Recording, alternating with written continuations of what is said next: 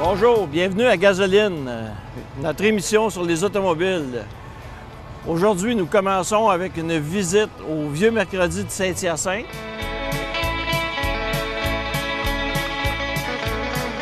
Nous verrons comment réparer un fil électrique dans une voiture. Pour finir avec une visite au garage Fitzbach qui se spécialise dans la restauration des Citroën 2 chevaux et qui fait aussi la location de ses voitures.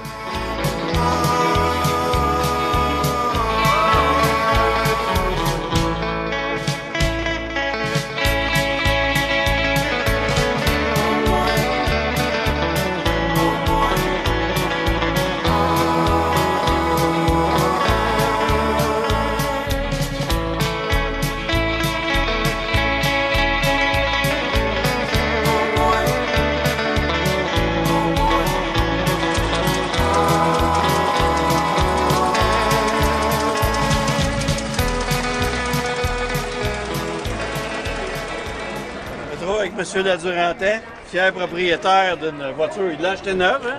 1917? Non, pas tout à fait. Quand je voyais tantôt, il portait ça avec une crainte. Oui, c'est ça. Il y a la crainte, puis aussi il y avait qu'on appelle le starter, mais il était optionnel. Ça se vendait à 1,25 $. Les types faisaient 6 mois d'overtime pour se payer un starter, parce qu'ils gagnaient à 5 pièces par jour environ.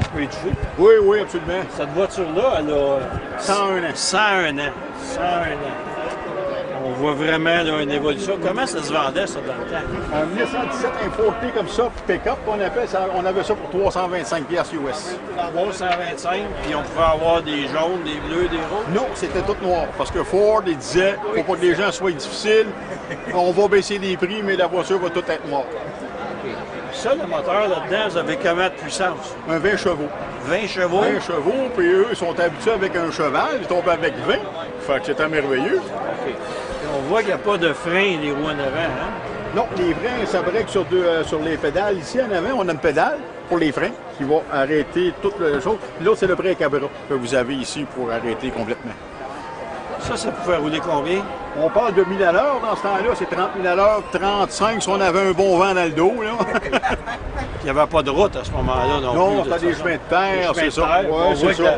La voiture était haute, et puis les pneus étaient étroits, il y avait une raison à ça. C'est ça, exactement. Les roues de bois, ça date quasiment des... Ben, les roues, c'est les roues d'origine. C'est comme des calèches dans le temps. Exactement, parce que lui, qu'est-ce qu'Henry Ford faisait? Autrement dit, c'est une calèche avec une carrosserie assise dessus. C'est exactement le même principe. Ouais, au début, il appelait ça des voitures 100 chevaux. 100 chevaux, c'est ça, exactement. Tout ce qu'il avait fait, il avait mis un moteur, il avait mis une direction. Une direction, c'est ça. Puis même au début, c'était pas un volant, c'était une poignée, les premiers. Une poignée. À un moment donné, il y en a un qui a brisé la poignée, je sais pas trop. Là, il a décidé de mettre un volant. Là, les gens disaient, ouais, mais ils ne sauront pas sur quel bord tourner. C'est ça, exactement, c'est ça. Ça, c'est le cadran de température. Ça, c'est la température, exactement. C'est comme un thermomètre qu'on se met dans la bouche quand on prend notre température. C'est le même principe. Et puis ça, les Ford étaient tellement simples dans ce temps-là, il n'y avait pas d'antigel. Ils mettaient de l'eau. Ouais. Quand tu avais fini, tu vidais Ils mettaient de ton eau. l'eau, ils mettaient aussi de l'alcool de bois qu'ils mettaient. Parce que quand l'hiver, quand il faisait froid, ils mettaient de l'alcool de bois. Il y en a qui vidaient aussi. Oui, il y en a qui vidaient. Il y en a qui s'en servaient pas l'hiver. Ils vidaient, puis après ça, quand il voulait partir, ils vidaient de l'eau chaude. C'est ça, il faisait chauffer pour le faire partir. Il faisait chauffer en dessous de la panne à l'huile avec un genre de brûleur pour réchauffer l'huile parce que c'était trop difficile à partir. L'huile était trop épaisse. Quand il faisait moins 20, moins 30. Fait qu'il faisait chauffer là en dessous de la panne à l'huile qu'on appelle. Que ça réchauffait à un moment donné. On disait, OK, on va être bon pour le partir. Puis il y en a aussi quand le moteur chauffait, que le radiateur était percé quelque chose, il y avait toutes sortes de trucs. Il y en a qui mettaient du poivre, il y en a qui mettaient du gruau, il y en a qui mettaient des œufs. C'est ça. Moi, si vous avez d'autres trucs, moi c'est sûr que j'ai entendu. Moi, j'ai mis une pompe à l'eau qui était optionnelle aussi, qu'il n'en avait pas, qui était optionnelle, que j'ai mis dessus, j'ai réglé le problème. Parce que aussi, il faut savoir qu'il n'y a pas de pompe à essence là-dessus, on monte les côtes du reculon. Hein? Il n'y a pas de pompe à eau non plus. Il n'y a pas de pompe à eau aussi, ça c'était une option. L'eau chaude. Exactement, c'est la gravité qui fait tourner, c'est ça, exactement. Je pense qu'il y avait des modèles de Ford T comme ça qu'on achetait, qu'on avait juste le devant, puis les ailes, et puis la carrosserie. C'est nous autres qui décidions qu'est-ce qu'on voulait faire construire. Exactement. On pouvait l'acheter pas de carrosserie. Exact. ou avec une carrosserie. C'est exactement ça. Ben, on l'achetait avec une carrosserie, soit on pouvait mettre une carrosserie d'ambulance ou de 4 portes, touring qu'on appelle, ou de pick-up comme ça. Il faut y mettre la carrosserie qui était à la demande. Il y avait le petit modèle sport avec juste un petit siège puis le réservoir d'essence. Le petit modèle aussi Racer. Exactement. Il enlevait les ailes à ce moment-là pour être plus léger. Pour être plus léger, c'est ça. Là, il gagnait pas mal de il gagnait vitesse. pas mal de vitesse. On a gagné 5 000 à l'heure de plus. Ça a été des voitures ça, qui ont fait développer, qui ont changé l'Amérique, je pense. Le Model T, c'était la voiture du peuple. Hein. Ford a fait plus de 15 millions de Model T à travers le monde. Il y avait des usines partout en Europe. Ça en est fait beaucoup. C'est une voiture, parce que lui, Henry Ford disait que moi, là, je veux que tout le monde ait une Model T. Les prix vont être abordables. À cause de la couleur, tu sais qu'il disait, on baisse les prix, mais elle va tout être noire. À un moment donné, rendu en 1927, il en vendait un peu moins. Oui, c'est ça. Là, à un moment donné, les autres avaient un meilleur produit. Exactement. Exactement. Ford était dépassé par GM, Chrysler. Là. Il fallait qu'il change de modèle. Chevrolet était une compétition. Exactement, c'est ça. Il y avait des... je regarde la courroie du ventilateur, il y en a qui étaient en cuir, je pense. Exactement, c'est ça. Celle-là, est-ce qu'elle est en caoutchouc? Elle est en cuir, celle-là. Elle est en cuir? Oui, elle est en cuir. C'est ça, c'est comme une ceinture de pantalon avec deux rivets, autrement dit. Là, j'ai remarqué tantôt, quand vous le démarriez, après ça, vous êtes allé jouer après vos... Oui, ça se trouve, on appelle le gaz. Au lieu que ça soit une pédale, c'est une manette. Puis l'autre, c'est le feu qu'on appelle l'avance du feu. Quand on fait partir, il ne faut pas laisser l'avance au plus haut parce que le moteur revient en la crainte, ça revient par en arrière. C'est dangereux. Dans ce temps-là, il se faisait casser les bras à cause de ça. Il faut que tu places ton feu. Écoute, ton feu est placé, là, tu y vas. Le moteur part à l'envers. C'est exactement, c'est ça. Les motos aussi avaient ce Les motos, c'est ça. système-là. Il y a beaucoup de gens qui se sont cassés une jambe en trinquant la moto. C'est ça. Lui, il se faisait casser les bras. C'est ça, exactement. En tout cas, vous avez une belle voiture. Moi, j'apprécie ça de voir ça. On en voit vraiment plus souvent. Vous promenez-vous des petits chemins de campagne? Oui, ça arrive l'été. Là, je pars avec mon épouse. On va faire des petites tournées en campagne. Là. Si vous passez par Saint-Just, vous arrêterez chez nous. On va arrêter chez vous. Ça va me faire plaisir. Merci, M. le directeur. Ça me fait plaisir. Merci beaucoup.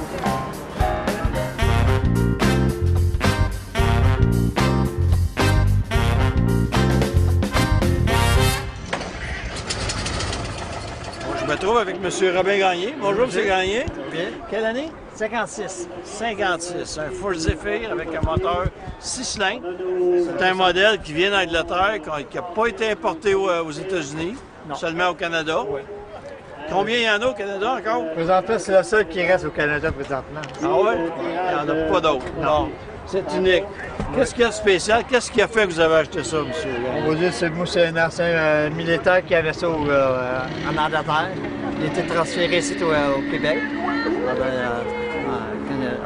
C'était une mission de faire même. Le fait de transférer ici au Québec. OK, lui, il l'a acheté en Angleterre, Ouais, il l'a emmené ici. C'est ça. Là, le volant était du bon bord. Le volet était à droite. Le fait de convertir, Il a c'était fait transférer ça. transféré. Il voulait. Ouais. Il aimait sa voiture. Oui. OK. Ça, est-ce que ça a des bonnes performances? On va dire que c'est un moteur, c'est un 2.3. Ça a peut-être 70 forces de moteur à peu près. Un 6 cylindres. C'est un 6 cylindres. Fait que ça suit le trafic. On va dire ça suit le trafic. Est-ce que c'est assez fiable? Ouais, c'est très fiable, oui. Oui. On roule bien avec. Une belle voiture. Pouvez-vous vous asseoir 6 là-dedans? On va dire on s'assied 4 dedans. Ce qui est le fun avec ça, c'est qu'il y a des grands sièges à Le l'avant. grand siège, la grandeur, c'est Pas des sièges baquets. Non, c'est pas des sièges baguettes, c'est des sièges normales. Et ensuite, on a les vitesses qui sont au Trois volet. vitesses à la colonne. Ça, c'est le pilote. Reculons. Première. OK. Deuxième. Oui. Troisième. Et la raison qui faisait ça, c'est pourquoi? On va dire que c'est la performance moteur, parce que dans le temps, il n'y avait pas d'automatique. Oui, bien, je vais vous donner une autre raison, moi.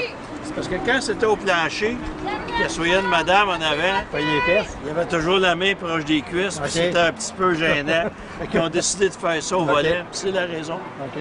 tout simplement, parce que ça allait mieux au plancher, dans le fond. Ah, c'est ça. Avec un grand siège comme ça, on peut asseoir un enfant au milieu. Ouais, on va dire qu'il serait serré un peu l'enfant. Oui, mais dans ce temps-là, le monde, il se t'as tassait, essayé, il se tassait, ouais, puis, c'est ça. c'est ça. C'était bien. Fait que je trouve que c'est une très belle voiture. L'intérieur, il a-tu été restauré? Est-ce On que resterait à la grandeur. vous avez refait la peinture, J'ai refait la grandeur de peinture complète, le chrome? le comble, l'enfermement. J'ai mis pas le mettre de 5 000 à 4 000 piastres dessus. OK. Ça, est-ce que c'est une voiture que Un châssis ou c'est monocoque? C'est monocoque. Puis il n'y avait pas de rouille en dessous. Non, impeccable à grandeur. C'est pour ça que ça valait la peine de la remonter. Ben, oui. Puis ça, les amortisseurs là-dessus, est-ce que c'est des tubes ou c'est des Des leviers? tubes, ouais. Des Des tubes? tubes avec un casse-spring. OK. Une suspension quand même assez moderne. Oui. Les freins là-dessus, c'est des freins à Frein à tambour. 10. À 10? Tambour en arrière, puis 10 en avant. C'est vous qui les avez mis? à ce moment-là? Converti, oui. Oui, parce qu'original, ça C'est doit être tout en tambour à grandeur. Ça freinait Ça freinait drôlement un peu. Ça freinait un bord comme de l'autre. Là, comme les Flintstones. Les c'est justement ça. aviateurs. Merci beaucoup, M. Gagné. Très belle voiture. Merci.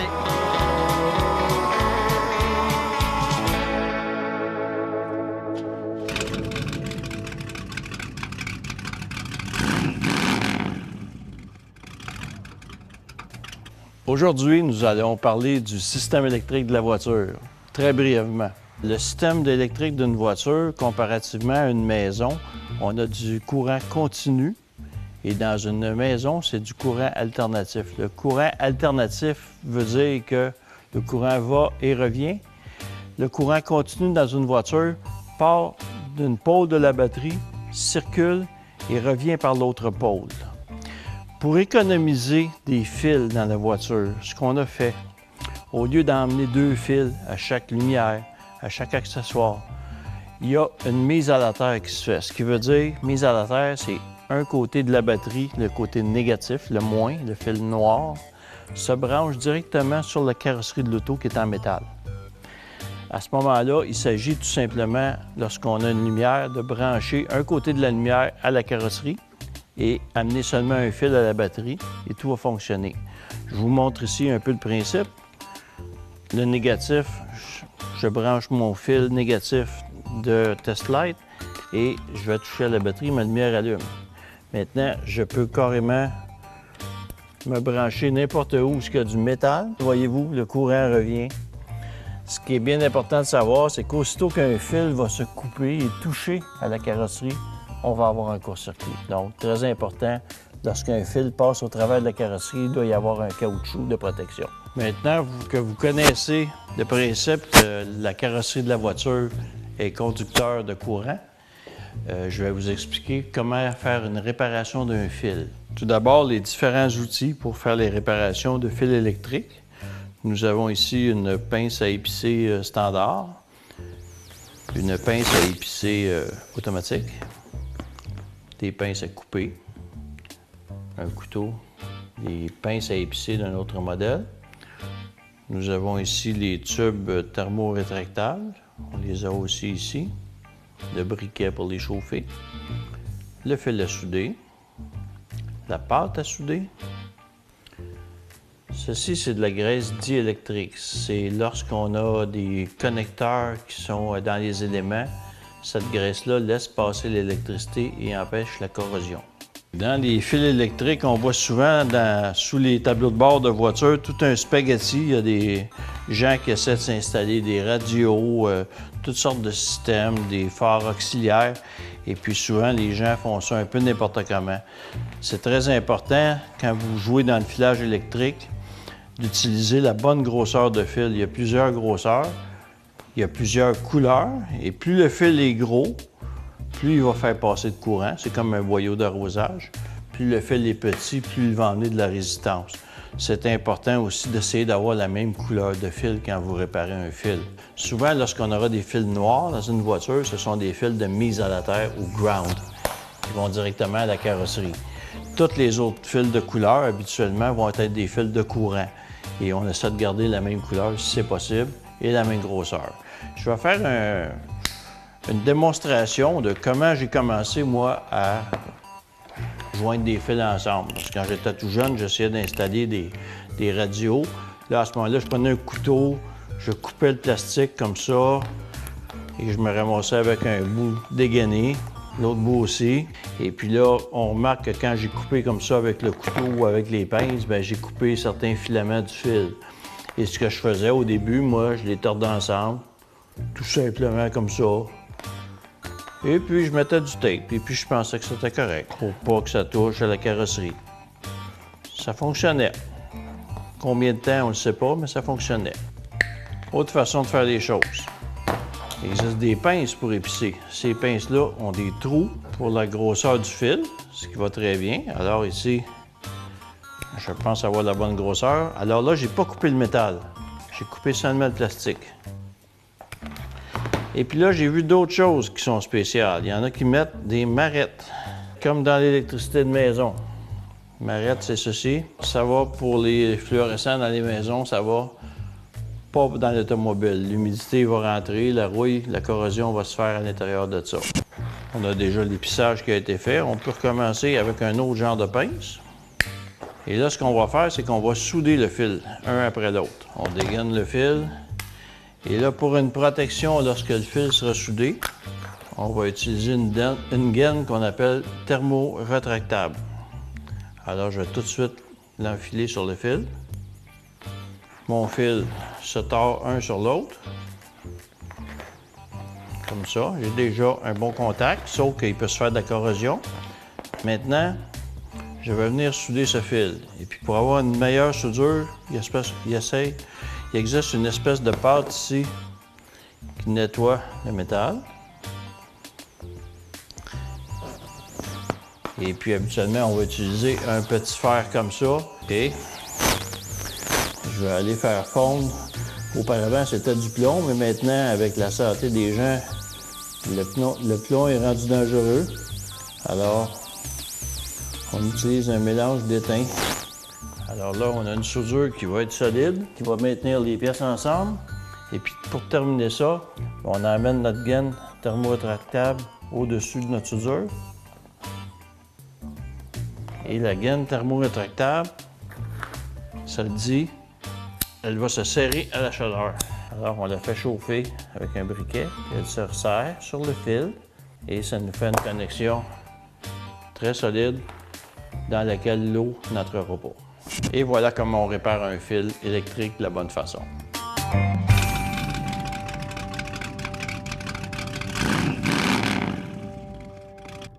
Je me trouve devant une Citroën ID 1959.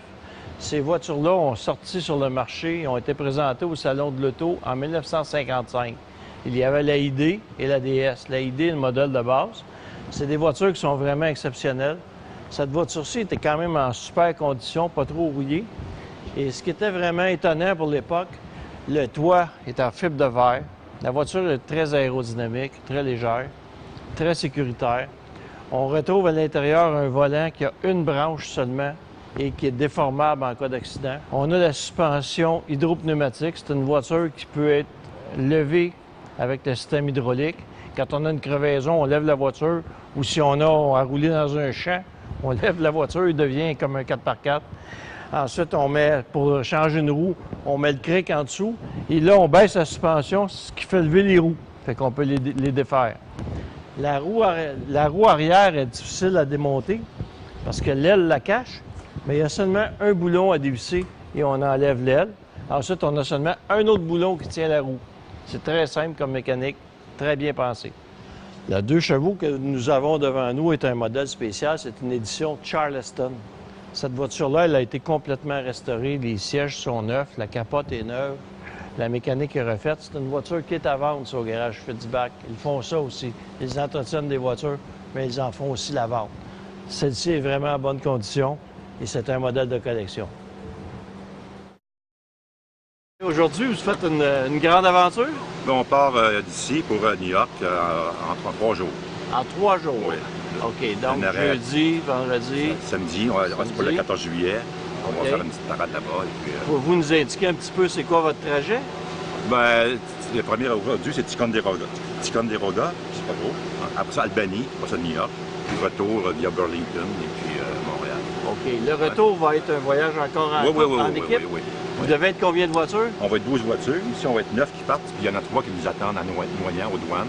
OK. Et puis là-bas, il y a le groupe Vélo-Solex et Citroën 2CV de New York qui nous attendent aussi. Ils vont être près une vingtaine de voitures. On va tout partout, une 30-35 voitures qui vont circuler à New York, sur Times Square. Sur Times Square? Avec les drapeaux français. Est-ce que c'est toutes des 2 chevaux ou il y a d'autres voitures françaises? Tous des 2 chevaux. Oh, c'est fantastique. Ouais. Vous Vous êtes le club Vélo Solex. Est-ce qu'il va y avoir aussi des Solex? Oui, à New York, il y a un petit club de Vélo Solex à New York, effectivement. Ils vont vous accompagner. C'est ça. Ah, c'est fantastique. C'est ça, ouais. Aux douanes, comment vous pensez que ça va se passer? Bon, alors, j'imagine que ça va être dans la bonne humeur et puis on ne fera pas de farce sur M. Trump. Là. On va être neutre. Bien sûr, bien et on sûr. passe après ça, on y va.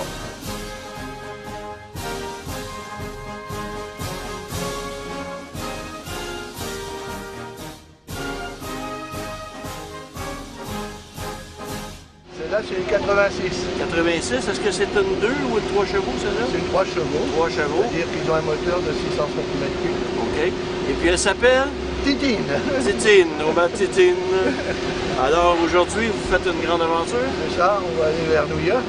Oui. Voir nos familles là-bas qui nous attendent pour faire une parade. Vous ne faites que des autoroutes jusque-là? Non, non, la petite route, on va faire la petite route, on se promène tranquillement, on fait ça en 5 jours, aller-retour.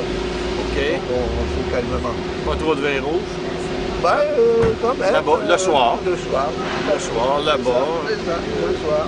Et puis de toute façon, des réflexes moins rapides, l'auto est moins rapide. De toute façon, elle n'est pas rapide. Ben, remarque, celle-là, elle monte quand même à 115. 115 Sur l'autoroute? Dans les côtes? Non, non, les côtes, là, c'est fini, ça tombe à 80. Non, c'est trop petit. C'est 27 HP. OK. Une Comment, conduite à gazon. comment pensez-vous que ça va se passer aux douanes? Normalement, ça devrait bien se passer. Hein. On ne sait jamais, avec les Américains. Donc, il y a un terroriste dans votre groupe? Non, non, Ça devrait pas. non, on est tous des gentils. Oui, ben oui. C'est ça. Les gens qui ont des 2 chevaux, c'est pas déjà un problème habituellement. Normalement, non. Oui. Bon, là-bas, vous avez une fête? Oui, alors à New York? on fête le 14 juillet, qui est la fête des Français, le 14 au soir au New Jersey. Et le 15, on fait une parade tout le long à New York, je pense que c'est la 5e avenue, enfin il y a tout un programme. Et on s'arrête à tous les magasins français. Ah. Alors, apparemment, on va déguster un tas de choses, du champagne, du foie gras. Ah, Voilà. fantastique. Quelle belle journée. Il faut venir avec nous. Ah, c'est fantastique. Regardez, il y a encore des 2 choix en vente. Alors, Ouais, ben là, pas cette fin de semaine-ci. pas On cette a fête d'autres semaine. choses. Ok. Très merci bien. beaucoup. Merci à vous. Monsieur? Damien Thomas. Damien Thomas? Oui. OK. Quel est le nom de votre voiture? Calimero. Calimero. Ah, c'est très bien. Calimero parce que... Parce que je trouve que ça me va bien. Et puis ben, j'ai un petit adhésif derrière avec la tête de Calimero. Voilà, c'est pour un petit clin d'œil. C'est quoi la motivation d'avoir une 2 chevaux pour vous? Alors, à mon accent, ça se voit, je viens du Saguenay. Alors, je viens de la vieille Europe. Et ben, c'est ça, c'est que j'avais des vieilles voitures. J'avais une vieille voiture en Europe avant de venir ici. Au bout de 5 ans, ça me manquait, ça fait 20 ans que je suis ici. Puis résultat, au bout de 5 ans, j'étais en Europe et puis j'en ai profité d'un voyage pour acheter celle-là que j'ai fait venir par la suite. Et puis je voulais un modèle dans son jus, donc hormis la peinture qui n'est pas d'origine, tout le reste est d'origine. Et puis par le pur des hasards, je suis tombé sur un modèle unique qui s'appelle, celle-là c'est une Hazab, donc c'est le entre guillemets haut de gamme de la 2 chevaux. Quand je dis haut de gamme, il faut rester quand même modeste. Mais c'est ça, il y a beaucoup plus de baguettes alu, les chromes, les sabots d'aile. C'est vraiment spécifique de ce modèle-là. Là, vous faites une grande aventure, en fait, ça. Grosse aventure, je suis le seul qui l'a fait il y a 4 ans. Donc je reviens cette année parce que c'est vraiment sympathique. Est-ce que c'est un club de 2 chevaux? Non, on n'est pas vraiment un club. On a un forum sur Facebook de discussion, etc. Mais c'est vrai que depuis 2-3 ans, on a de plus en plus d'activités. C'est très. C'est des amis de chevaux. C'est ça, là je vois que plus ça va, plus on apprend à se connaître. Et oui, il y a une super ambiance. Il y a 4 ans, on avait fait ça en 2 jours, mais en 2 jours, ça faisait quand même des 8-9 heures de route par jour. Donc en discutant avec André et Patricia, les organisateurs, on a convenu de faire ça sur 3 jours. Donc vous mettez un 300-400 km par C'est jour. ça, c'est ça. Là on fait des plus petites distances, mais comme ça permet de s'arrêter. On va s'arrêter s'il y a une brocante, un musée, etc. On va prendre le temps de vivre. C'est pas une course. En 2 chevaux, on sait quand on part, on sait jamais quand on arrive. Ah, c'est fantastique. Et puis, rendu à New York, c'est la fête? Alors, le dimanche 15 à New York, il y a tout un défilé qui est prévu. Et puis, il y a un événement que vous avez peut-être dû entendre parler, la Coupe du Monde. Donc, il est prévu sur place un écran géant.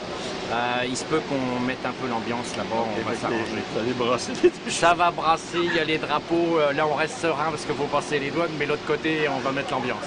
OK. Bon voyage avec Calimero. Merci beaucoup. Bonne journée. Vous êtes monsieur? Hébert, Christian. Christian Hébert. Bon. Est-ce qu'elle a un nom, votre voiture?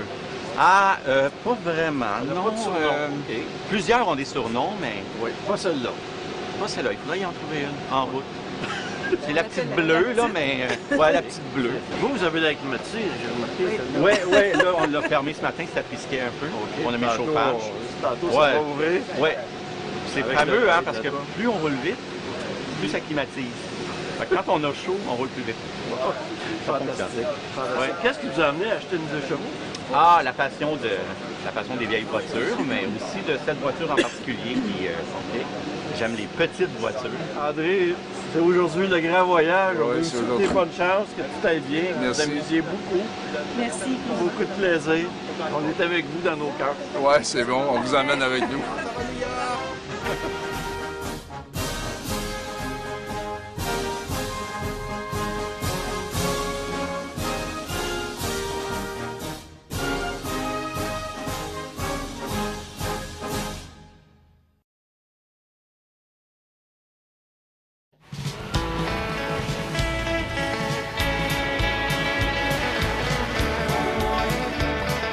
Alors voilà, ça complète notre rendez-vous pour cette semaine. Alors on se revoit la semaine prochaine. Puis je vous promets des découvertes et encore des rencontres avec des passionnés de gasoline. En attendant, bonne route!